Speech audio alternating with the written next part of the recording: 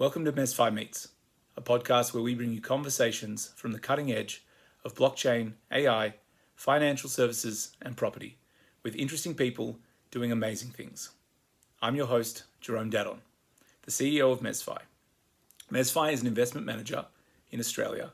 If you'd like to find out more about us and our products, go to www.mezfi.com. In today's episode, we interview Ariel Brand, the founder of the bull market, as well as the Australian ambassador for Solana University. If you enjoy our content, please consider liking and subscribing. Let's jump in to today's episode. Hello, Mr. Brand. How are you? Hello, Mr. Jerome. I'm doing well. How are you? Very well, thank you. Welcome to MezFi Meets. It's very good to have you. Thank you for having me. I'm happy to be here. We've had some builders, some regulatory experts, but we have yet to have someone who is involved with a chain as big as Solana. So, Ariel, you're the Australian ambassador for Solana University. You're an entrepreneur in your own right with the bull market. Why don't you give us a bit of a background on how you came to come to Solana University, how you met them, how they met you, and a bit maybe on how you got into the crypto space in the beginning. Yes. So I first came into this market, into the world of Web3 in 2020. Initially, it was like the majority of other people, just as an investment and seeing like what opportunities there was in the space. And in the very beginning, very much through centralized exchanges of just buying and selling tokens and seeing if I could get any profit out of that. But then later on, as I started studying and understanding that there is a whole nother world outside of the exchanges on the blockchains themselves with DeFi, I realized that there is much more than just buying and selling tokens, and seeing what other applications can be done through this technology. Um, and that's when I started slowly going down the rabbit hole and got really intrigued about it. And just back then was 2021, seeing the differences between Ethereum and Solana and having to pay like absurd fees on Ethereum mainnet. While with Solana, it was just so cheap. I didn't have to consider even the gas fees. Yeah. I started becoming a really big fan of the Solana ecosystem and everything that was being built on that back then, which wasn't much, but nowadays we can see that there's a lot more. Massive. So I think that the very beginning, the origins of my story begins there, where I wanted to like purely explore Web3 and interact with different applications and seeing how the DeFi world is permissionless. And the idea that if I was around 19 years old, 20 years old back then. Um, if I was going to do that through traditional finance, there would be so many barriers and obstacles and also fees for me to have access to so many opportunities. Yeah. Whereas in DeFi, there was not even like a proper login, email, and password. It was just to create a wallet, Yep. store your seed phrase correctly, and then you have this realm of opportunities and things you can interact with that definitely opened my eyes to this. Yeah, amazing, amazing. So, through your journey, I guess, what time was it when Solana University came on your radar? Yeah. So this was 2020, 21 when you were experimenting. How long have you been with Solana University then? So I've been with Solana University since the depths of the bear market. So that was in February 2023. It was right after the FTX collapse. And I remember, so the way I got to this position was there was a hacker house here in Melbourne. Back then, after so much, very much crash, or like you could see that there was not as much interest as there used to be in 2021 and, Yeah. and 2022. And so in the beginning of 2023, I'd say just the diamond hand ones, or just the people who really had a lot of conviction and truly was there, not only for the speculation but also for the technology, for the things that were being built, Yeah. were the ones who remained. So I attended that event here in Melbourne. Um, Back then, Solana didn't have any much of the hype that we are currently witnessing right now. Um, and I went there because not only I learned that there is opportunities for speculation on price action, but also because there's things being built, and I wanted to see firsthand um, the people behind these protocols, these like all of this technology that like these people who are building these founders, and I wanted to network and see as a university student myself to see what opportunities I could get and networking opportunities from that event.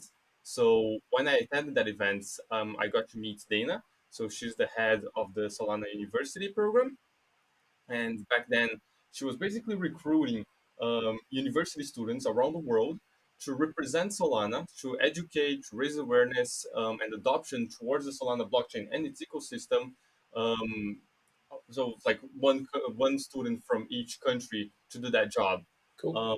And because of that reason, that I actually attended that event was the reason why I was able to become the ambassador. Cool. And I've been very honored to like spread the word of Solana in a way, and educating all these students of like what else there is other than just buying and selling tokens. Well, he's that is a really good foray into my next question, because obviously my next question is going to be, isn't Solana just about meme coins?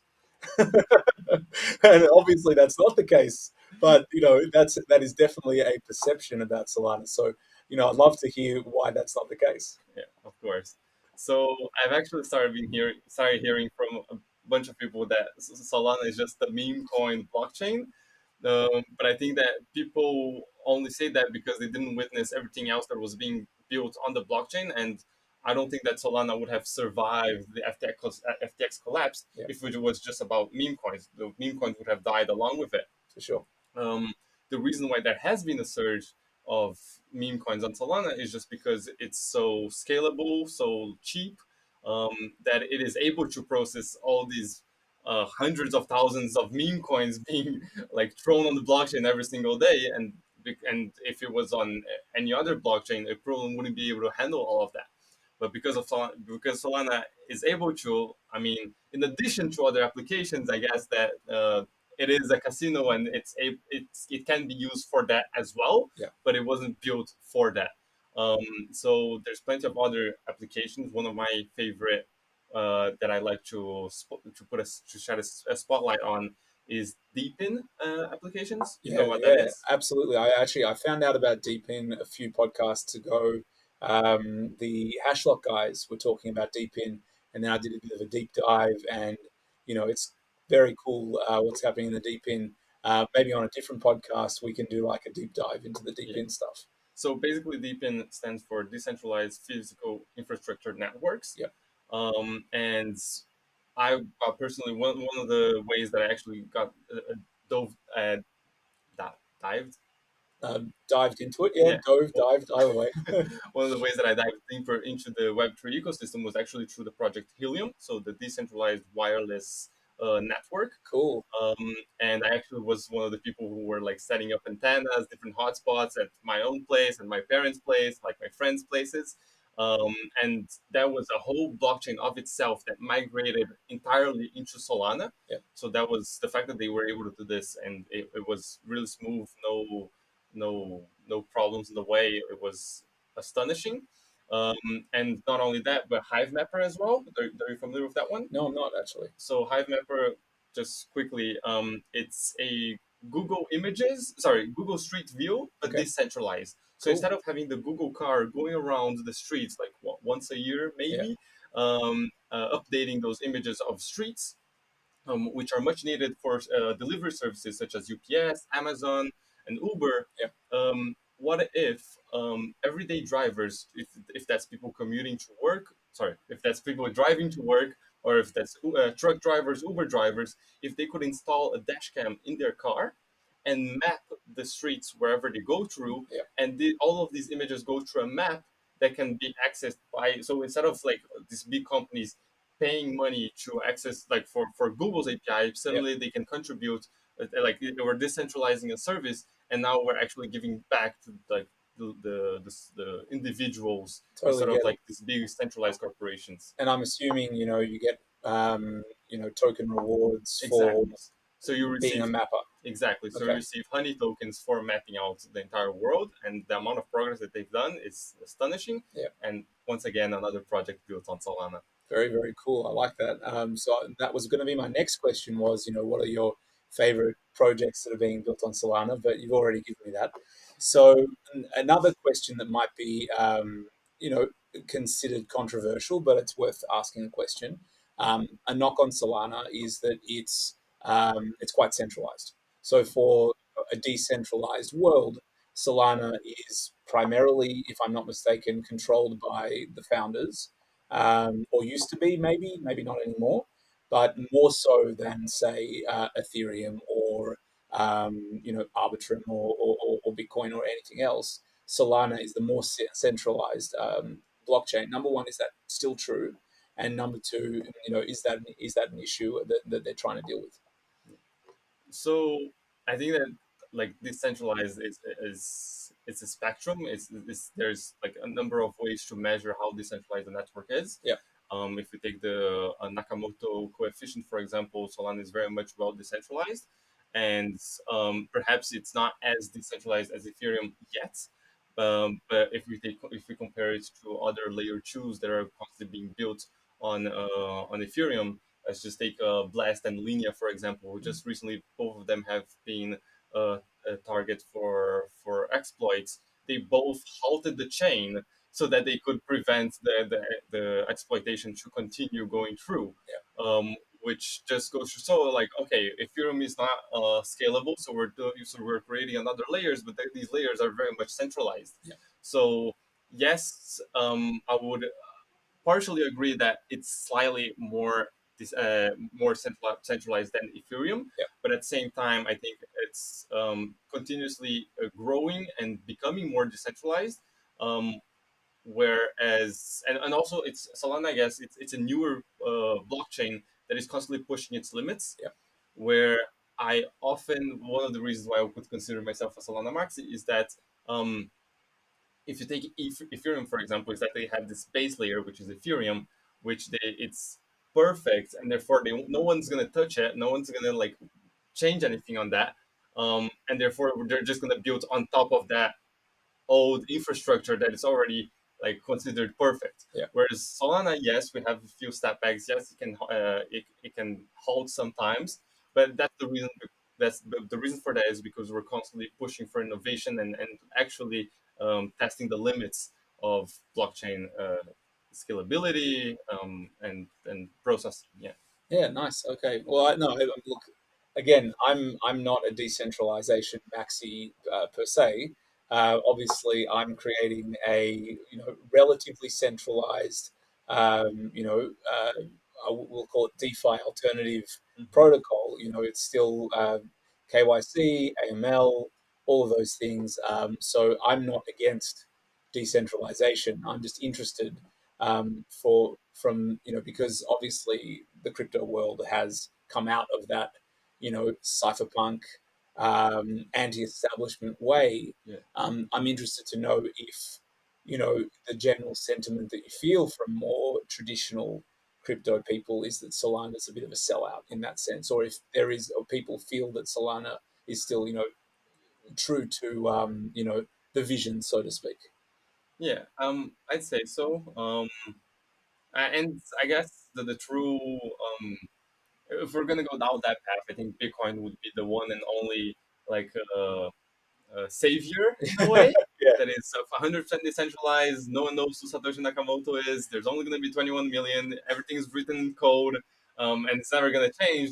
Then I think Bitcoin would be the way to go. So everyone should be a Bitcoin maxi, Yeah. effectively.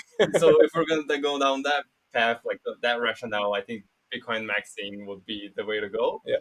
But even Ethereum, like Ethereum nowadays, it's like a fork. Like it went through a few updates. There was Ethereum Classic, and then there was the merge. So we're constantly like updating and upgrading, which I think is a good thing. And the same thing I think is happening with Solana. And it's a matter of time. Again, it's a newer chain. And honestly, with like everything that it's gone through, I think it's only getting stronger.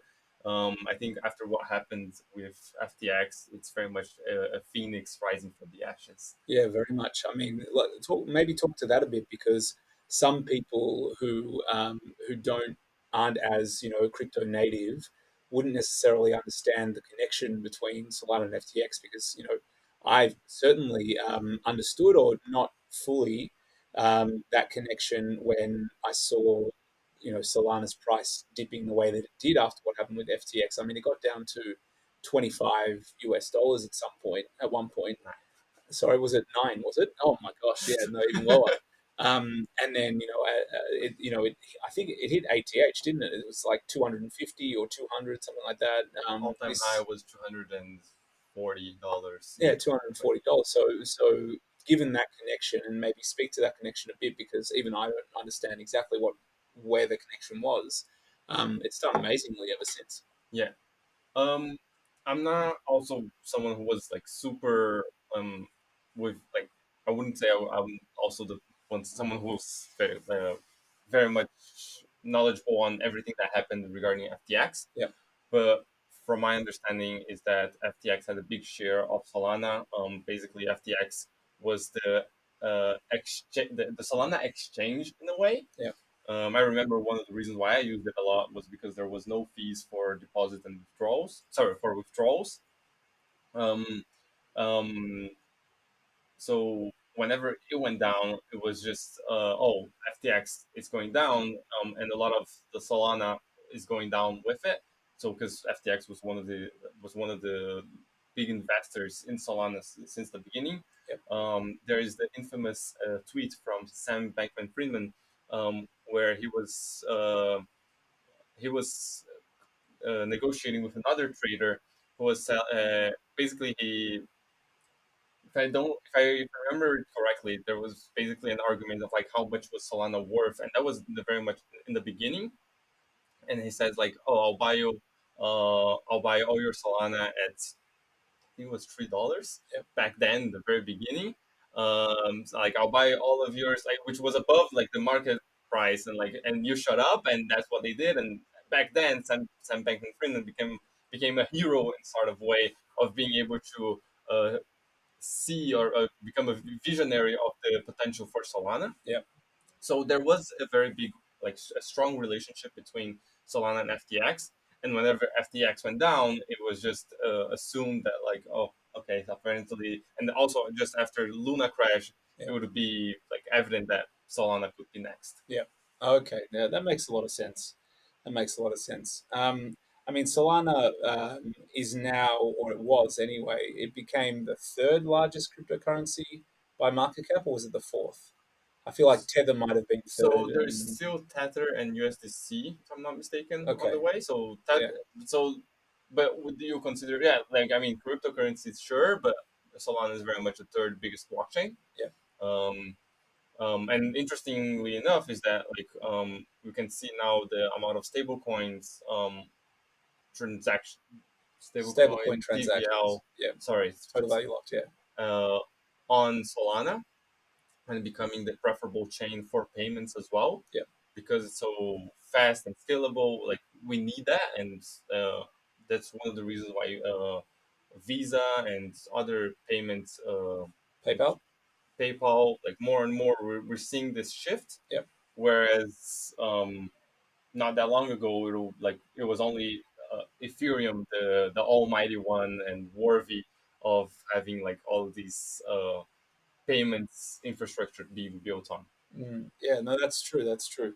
I mean, I was looking at potentially building some part of MezFi on Solana, and I don't recall at this point exactly what came of it. I mean, fundamentally, at the moment, we're an Ethereum only platform, but I would definitely welcome, moving over to Solana as well, or not moving over, but having another instance on Solana. So let me question you this: How was like in regards to MezFi? How was your decision process in choosing your preferred layer one blockchain to build MezFi? That's a really good question, actually. Okay, so the number one was to look at where stablecoin volume was the highest. So at the time, I mean, we're talking a year and a half ago that I started the process now. Ethereum was very much the highest USDC transaction volume TVL um, chain. I mean, today I think it still is the highest, but it's I think Solana is very close, if I not, believe so. yeah, so very close. So in terms of transaction costs, I mean, obviously they're not the cheapest transaction costs on mainnet, um, but we use NFTs as part of the tokenization piece, and that to me lent itself the most to Ethereum as being the place to launch because I mean ARC 721s, which they are having sort of started out on Ethereum, it made a lot of sense to launch there as the first port of call before moving elsewhere. I mean, obviously, there are some big name NFT projects that started on Solana, the biggest of being DGods. But again, I think that being a traditional finance, a TradFi company, Ethereum has that reputation for being the more serious blockchain. And in terms of DeFi applications and everything, it just it seemed and it was logical that that was the place to start. But um, that's not to say that there aren't a number of other blockchains that we wouldn't jump to given the opportunity and the time as well. Yeah, no, great, and I agree, and also when I guess you first started, another thing to take into consideration is the language barrier in regards to coding. So Rust, we have this analogy of chewing glass whenever you're trying to actually learn how to code in Rust. Yeah. And Solidity is there's a greater adoption, it's simpler, and yeah, I guess it became the standard for blockchain smart contract development. Yeah, yeah, yeah. So, no, those Yeah. are the reasons. Well, my guys are Labris, who Labris. So they aren't Ethereum only developers, but they're Ethereum first developers. So Solidity is very much the first language of what they do, and the majority of their work as well. I mean, that didn't necessarily you know push us to go to Ethereum. I'd already made that decision before, or not made the decision, but that was what I wanted to do beforehand. But it sort of helped along the situation too. We did discuss Polygon in order to reduce the transaction fees, but funnily enough, I've actually found along my journey that the Polygon transaction fees are not actually that much less than mainnet, and certainly haven't been for a while. And like there are times when I'll transact on Ethereum, and it's $1.50 for the transfer, and then Polygon's kind of similar. So from that perspective, I think Solana, full disclosure, I do a lot of my if I'm sending some money to a consultant now who lives in another country, um, I'll use the Solana network a lot of the time now because it is that much cheaper than doing it on Ethereum. It's quick, it's reliable. Sometimes it goes down, but generally speaking, May I ask which type of wallet they use?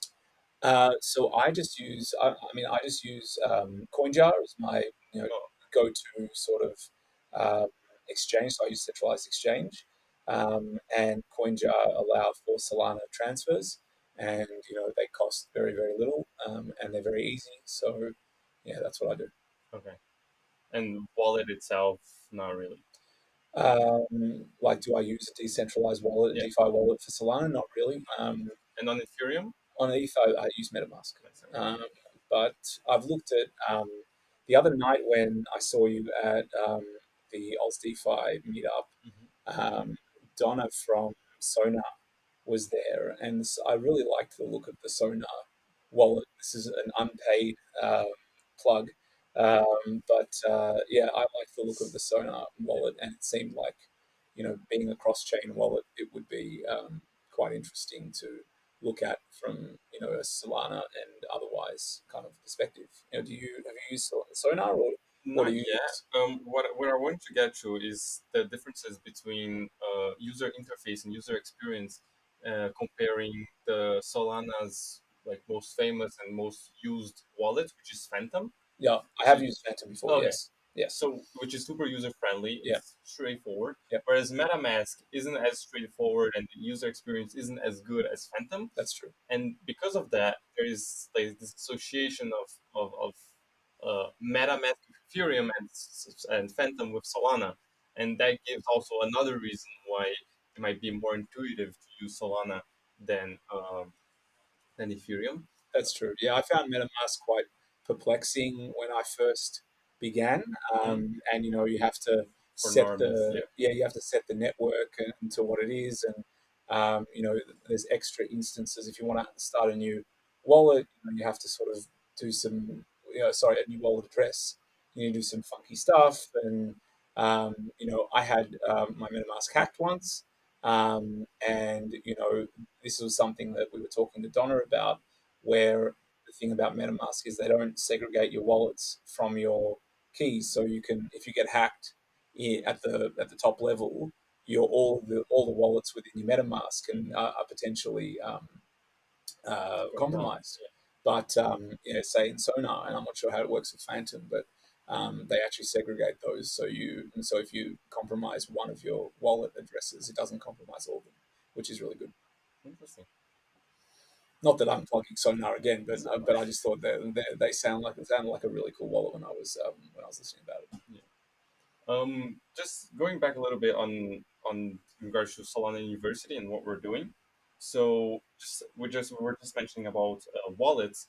And one of the things that I'm looking forward to doing more, we have an upcoming workshop with like partnering up with universities to do a getting started workshop on Solana, which is very much hands-on. It's like a follow along, where the first thing we do is like, okay, let's set up a wallet where people like we get the students to actually write down their seed phrases. We tell them the importance of keeping that safe, of keeping it safe, self custody, and then like on ramping. How do we get like from fiat traditional money into crypto magic money, and then we go on to the dApps and like all the possibilities, and then like we send from one wallet to another wallet, and then we use a decentralized exchange, a lending and borrowing protocol, NFT marketplaces, and we do a full tour Nice.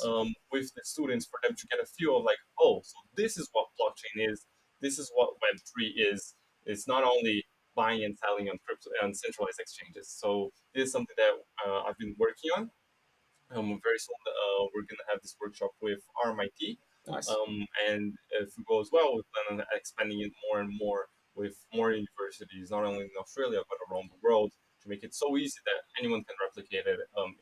That's the goal. Amazing. Is that with the RMIT Blockchain Hub? Correct. Yes. Very cool. Sorry, blockchain, not the blockchain hub, the blockchain club. Blockchain Club. Okay, Yeah. I didn't know. There's a little bit of a difference there. They're distinct, are they? Okay. Yeah. One's fully or like organized by students, whereas the hub, I think it's part of the RMIT.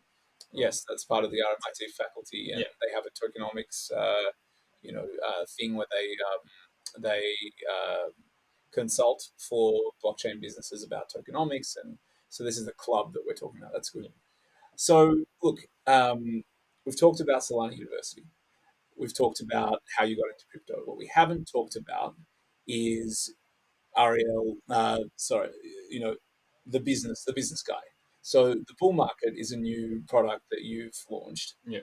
and it's a classified. Again, stop me if I'm wrong, but it's a classified um, website, but for crypto. So you can use cryptocurrency in order to um, buy and sell classified, so ads for um, Anything.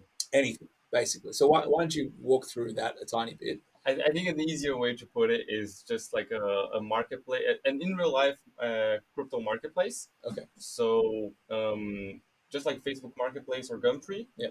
but specifically designed for crypto natives and crypto friendly businesses who are willing to accept crypto as a form of payment. So the idea is not only to be a marketplace, but also a business directory. Mm. So all the Web3 companies can be listed there as well, or Web3 services. And so the idea is for us to create a one-stop shop for all things crypto here in Australia. We're starting out here in Australia. That's the goal. And so people can find out more about like the Web3 ecosystem here.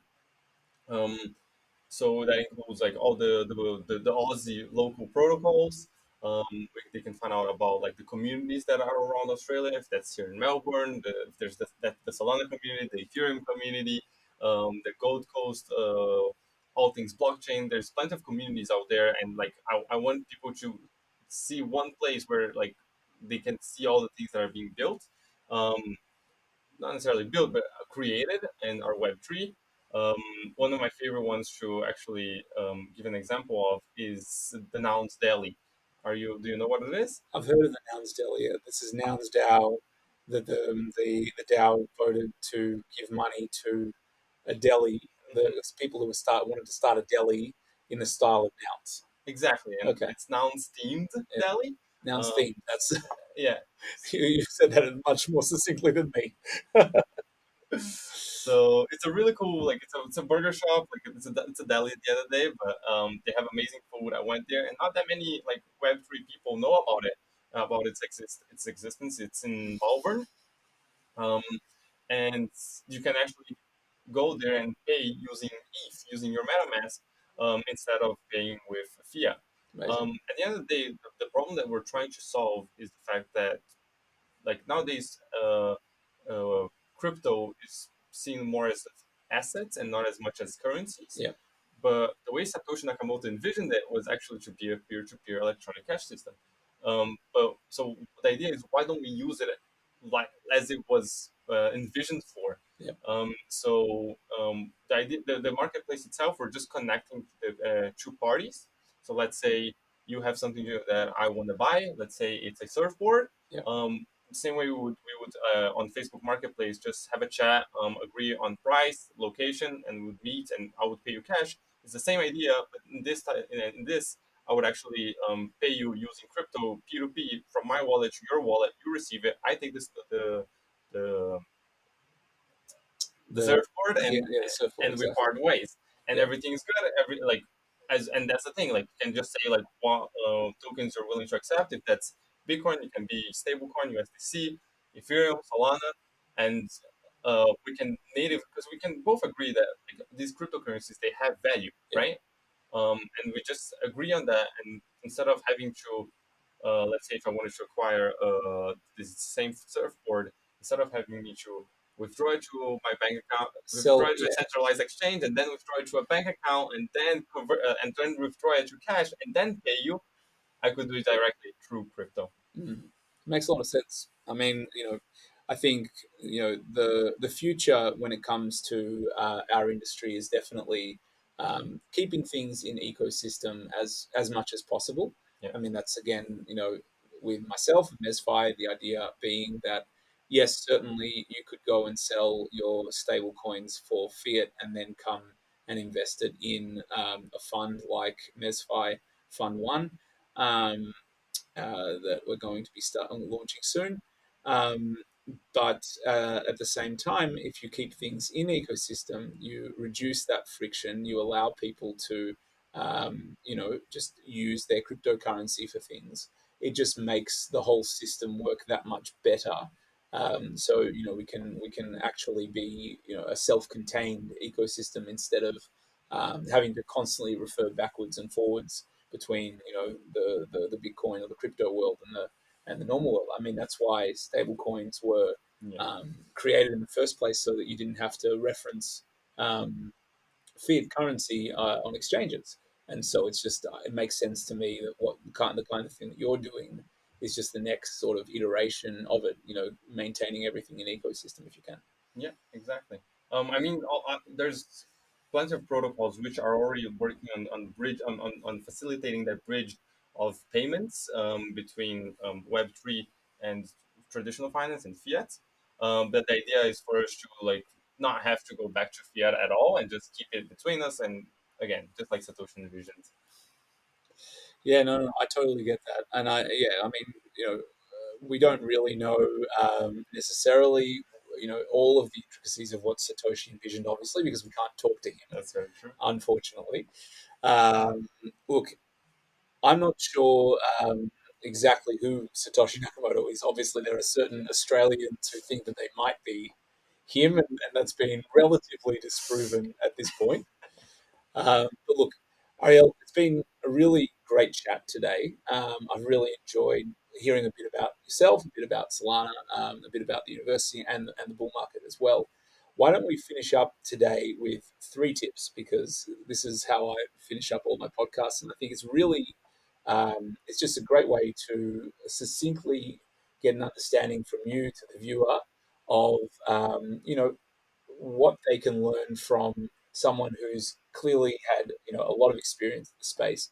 And so I think from a Solana University ambassadorship perspective, what are 3 tips that you can give anyone who's new-ish to the space who'd like to get involved with a chain like Solana with an ambassador position or something like that? So 3 tips for someone who'd like to get involved with a big chain like Solana. Definitely. So I usually say this a lot to students, but it is valid to anyone.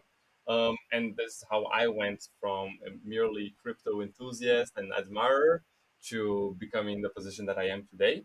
The first thing you do is, firstly, obviously, you got to learn about all these things, and um, you can very much just learn on your own. That's the thing. Like, there's just so much content out there on YouTube. There's courses. Just be ready to learn on your own, and eventually you will understand the fact that there's crypto Twitter out there. There's Discord, and there's always people willing to answer you and help you understand further these things.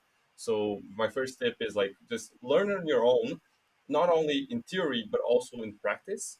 So that would be my second tip of actually exploring hands-on, interacting with blockchains, especially if you want to like become an ambassador of a new blockchain. There's so many out there.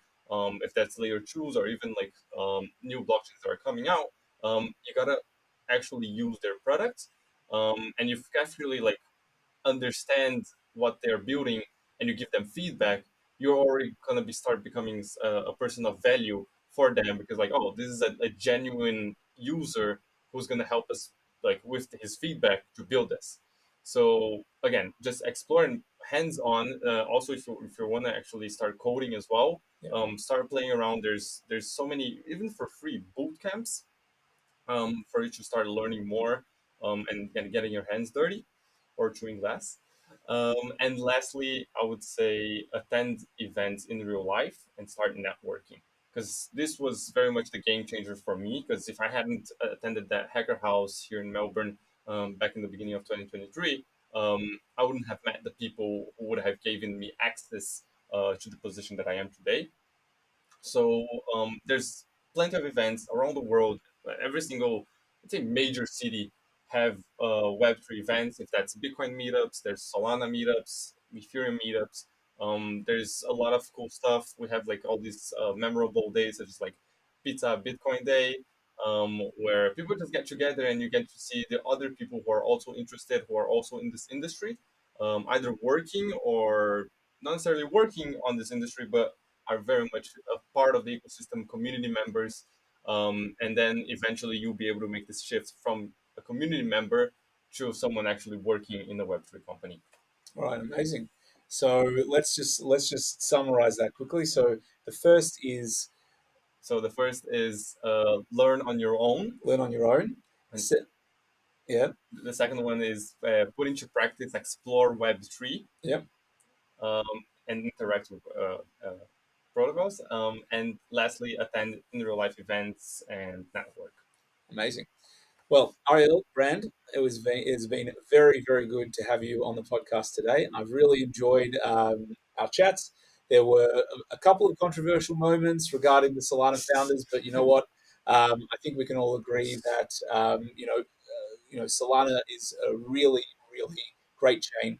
You're lucky to be an ambassador for the Solana University, and I hope you're able to get out there and teach a lot of young people about blockchain because gosh knows that we need it now more than ever. Thank you so much, Jerome. It was a pleasure speaking here with you and sharing some of those thoughts. And I wish you all the best as well with MezFi and on your own ventures. Thanks very much, and hope the bull market goes well as well. You'll be able to see MezFi up there soon as part of the directory. Sounds good. Thank you so much. Cheers, man. Have a great day. Bye bye. Thanks for watching.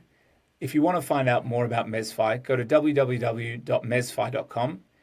Follow us on X, YouTube, LinkedIn, Instagram, and Facebook. You can see our shorts there, and look forward to the next conversation, and see you then.